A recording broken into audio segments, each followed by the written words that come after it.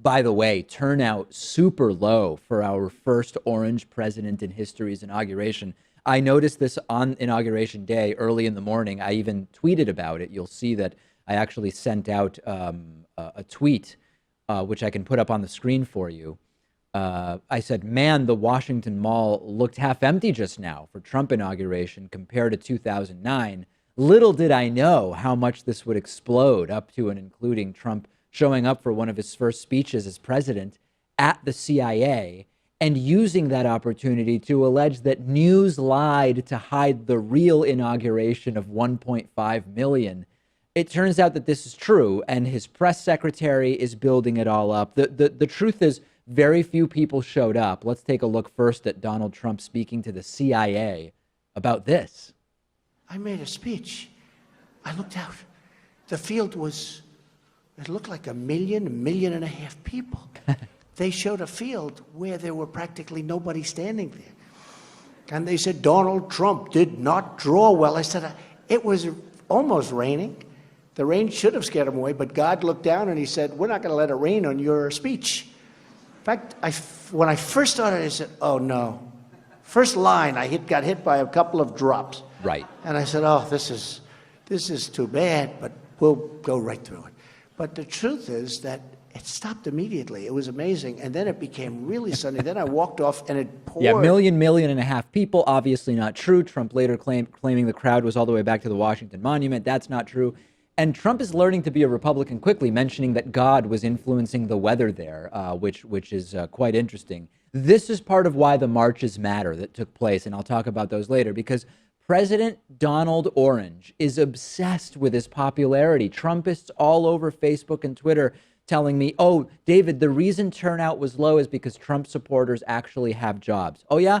Cite some sources that Trump supporters are more likely to be employed than non-Trump supporters. Please cite some sources there.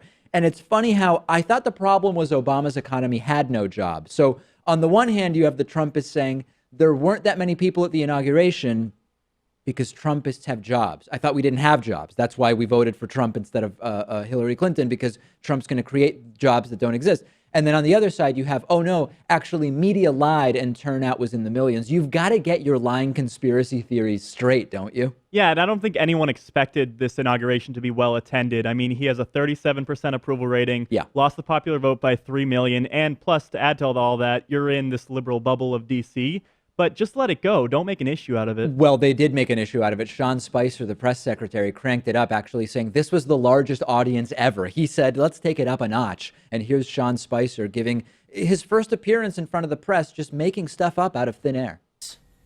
Secondly, photographs of the inaugural proceedings were intentionally framed in a way, in one particular tweet, to minimize the enormous support that had gathered on the National Mall. This was the first time in our nation's history that floor coverings have been used to protect the grass in the mall.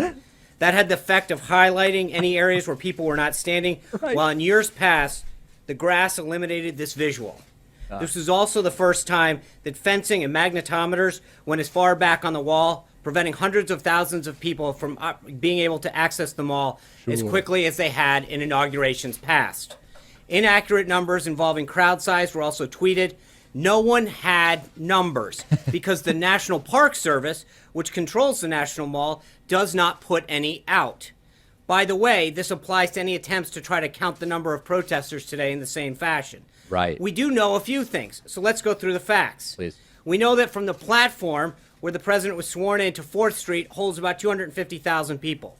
From 4th Street to the media tent is about another 220,000. And from the media tent to the Washington Monument, another 250,000 people. All of this space was full when the president took the oath of office. We know that 420,000 people used the D.C. Metro public transit yesterday, which actually compares to 317,000 that used it for President Obama's last inaugural. This was the largest audience to ever witness an inauguration, period, both in person and around the globe. Yeah, so obviously not true. The only thing smaller at Trump's inauguration than the turnout were Donald Trump's hands. We've got a bunch of pictures here to show you. Let's just start, and for the people who are watching, I'll explain to you what's going on here. So to begin with, this was the original picture we saw. Obama's crowd on the left, Trump's crowd on the right, drastically different. The Trump crowd on the right, it filled in a little bit more, but really not that much more. Okay, that's number one. Number two, this is the image the Trump campaign is tweeting out, which looks very full. But the reality is this area pictured here is always full. This is the area in front of the water. You'll see that the water is at the very, very top of this picture. This area is always full, and it's a couple 100,000 people. But the truth is, when you actually look bigger picture at who was there, what do we have next, Pat, to show people? This is a map of the different areas. You'll see at the top are the areas that were filled with people for President Obama's inauguration, and at the bottom, the areas that had people during the Donald Trump inauguration. It's also very interesting that there are pictures of the entire motorcade going by empty parade stands. There's more security than there are people in this part of the stands during the Trump inauguration. I was imagining, Pat, past press teams would try to figure out how to spin this, and they'd say, well, what if we cite this, or what if we sort of cast doubt in this way? And then the Trump press team, it's almost like they got together in a room and they said, what should we do? Let's just call it the most well-attended inauguration ever. What could possibly go wrong? That's the thing. Don't believe your lying eyes. Believe Sean Spicer. He has it right. The trend here is that everything is everyone's fault but Trump's. Media lied. Pictures were tweeted. Weather wasn't good. Trump's 37% approval on day one is why turnout was so low. Today's episode of The David Pakman Show is sponsored in part by Movement Watches. I am wearing my new Movement watch today, which is also the one pictured over my shoulder. Movement Watches is cool because the company was started by two broke college kids which wanted to wear stylish watches. They would go into the big department stores and see that the watches they liked cost $400, $500, even more. And they are now offering really stylish watches that start at just $95. And they figured out by selling online, they can cut out the intermediaries and all of that retail markup and really offer the best possible prices. They've sold over 500,000 watches in 160 countries. And you can get 50% off today with free shipping and free returns by going to mvmtwatches.com/Pakman.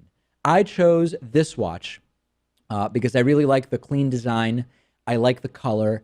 Everybody that sees it says, what watch is that? That's really cool.